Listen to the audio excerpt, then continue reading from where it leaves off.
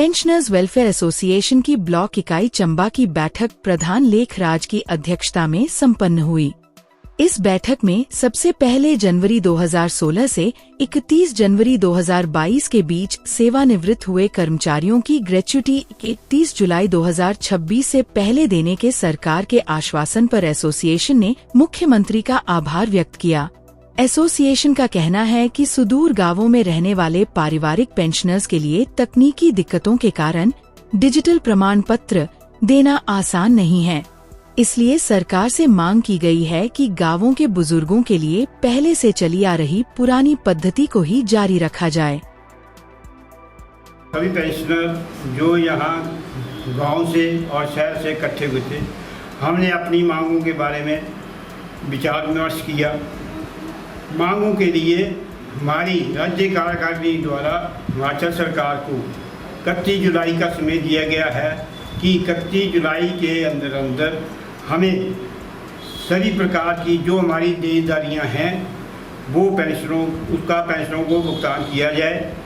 यदि 31 जुलाई के उपरांत किसी भी प्रकार की हमारी देनदारियां जो सरकार द्वारा नहीं दी गई तो हम उसके लिए अगला कदम उठाएंगे, जिसके लिए चाहे हमें भूख हड़ताल करना पड़े, चाहे हमें एजिटेशन करना पड़े, लेकिन हम अपनी जो देनदारियां हमारी सरकार के पास बकाया हैं उसको लेके हम तब तक पीछे नहीं हटेंगे जब तक कि सभी पेंशन भाइयों को हर प्रकार की जो उनकी देनदारियां ना दी जाए।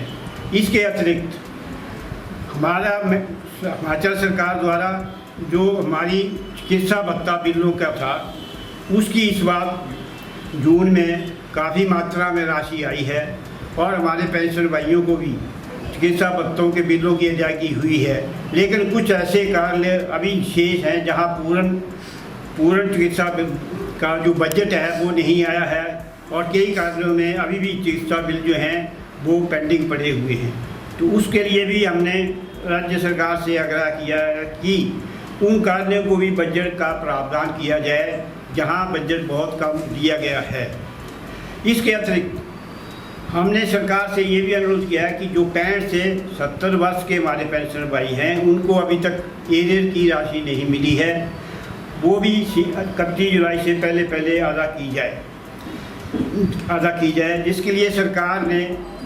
मान्य किया है कि हम इसकी देनदारियां भी 31 जुलाई से पहले देंगे। उसके अतिरिक्त हमें अभी एक और जो हम जीवन प्रमाण पत्र देते हैं उसके लिए सरकार ने डिजिटल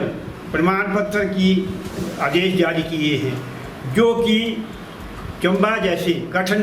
भौगोलिक स्थिति के को देखते हुए डिजिटल प्रमाण पत्र देना मुश्किल है। तो उससे हमने सरकार से अनुरोध किया गया है कि इस प्रथा को बंद किया जाए और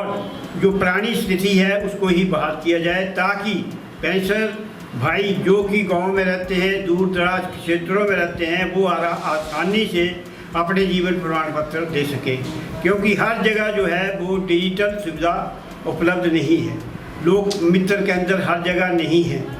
और आना जाना भी कठिन है। इसलिए भी हमारा गवर्नमेंट से आग्रह है कि इसको पुरानी स्थिति बहाल की जाए और डिजिटल को जो है वो नए आदेशों को वापस लिया जाए।